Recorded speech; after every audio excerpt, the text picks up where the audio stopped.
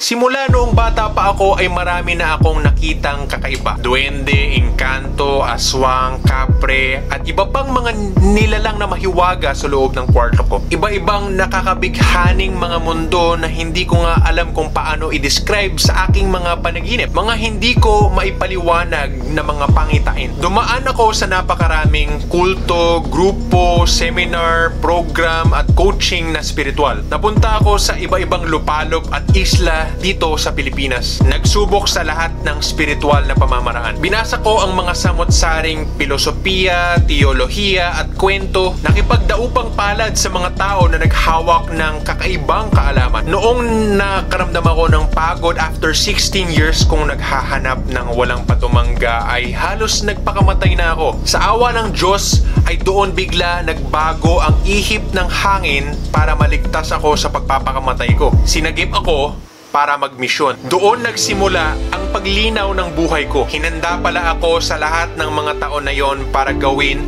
ang trabaho ko ngayon bilang life coach at ritualista. Nauunawaan ko na. 4 years na akong ganito and counting hanggang makauwi na ako sa kabilang mundo, sa aking kaharian bilang isang engkantaong hari. Samahan niyo ako dito sa ating paglalakbay sa pangkalahatang self-improvement papuntang langit. Maraming salamat po at God bless.